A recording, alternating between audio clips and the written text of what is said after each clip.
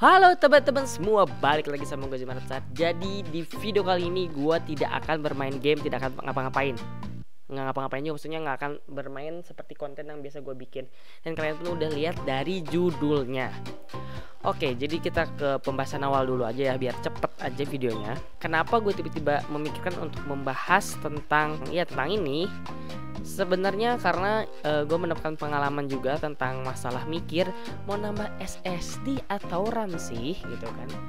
Nah untuk sekarang gue akan membantu kalian lebih spesifik bagaimana lebih baiknya dan harus milih apa. Kan kalau kalian lihat youtuber lain ya pasti bilangnya ya itu sebagaimana keperluan anda. Kan itu dia nggak ngasih tahu keperluan andanya apa kan. Nah jadi gue di sini akan menspesifikasikan lebih detail, semoga lebih detail aja dan lebih bisa menggabungkan, mengkelompokkan mana sih yang memang benar-benar harus nambah RAM, mana yang memang harus benar-benar nambah SSD. Nah jadi fungsinya nih, kita langsung masuk hampir ke pembahasan utama. Fungsi dari RAM itu sebenarnya untuk menjalankan aplikasi kalian. Jadi kayak misalnya untuk multitasking lah, ini bahasa teknologinya multitasking. Nah, terus sedangkan SSD itu hanya untuk storage, hanya untuk menyimpan dan lain-lainnya. Nah, tapi kalian udah tahu juga lah apa perbedaan SSD dan HDD. Intinya lebih cepat SSD, oke? Kayak gitu ya. Nah, jadi gue bakal spesifikasiin lebih baik nama SSD atau RAM dari sekarang nih. Untuk kalian yang misalnya berpikiran untuk menambah RAM, gue saranin kalian yang wajib nih ya, menurut gue yang wajib menggunakan RAM, yang menambah RAM adalah yang Office. Kalau menurut gue justru yang Office itu lebih baik menambah dulu RAM. Kenapa? Karena pasti kalian ngebuka Word, ngebuka PowerPoint, ini pokoknya semua Microsoft Office itu sama kalian pasti dibuka. Chrome, sampai browseran pasti kalian buka, apalagi sampai buka browser pun pasti kalian sampai bertab new terus.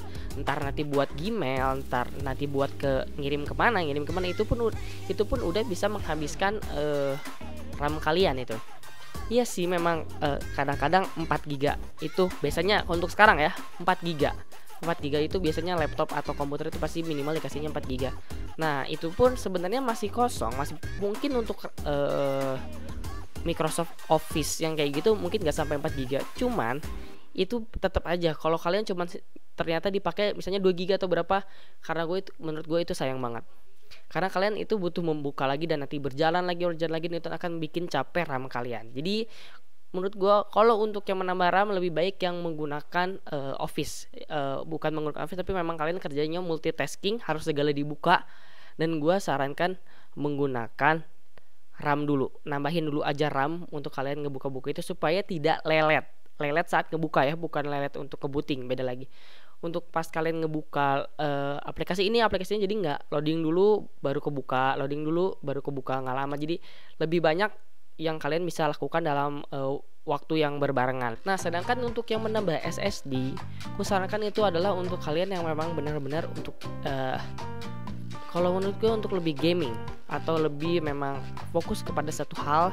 Misalnya kayak iya sih kalau gue sebenarnya gaming ya, untuk gaming doang, tanpa misalnya tanpa untuk live streaming atau or segala ya, itu lebih baik gue mendingan nambahin SSD. Kenapa? Karena SSD itu membantu kalian untuk lebih mempercepat bootingnya.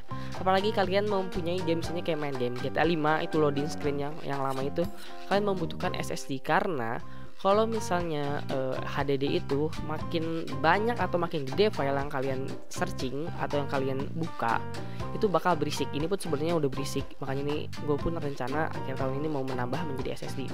Untuk sekarang kalau kalian memang benar butuh untuk multitasking kayak ngebuka ini, buka itu, walaupun kalian udah laptop gaming, komputer gaming, beli yang berapa juta, lebih baik kalau menurut gue tambah dulu RAM supaya kalian kalau ngebuka apa-apa nggak terlalu mepet.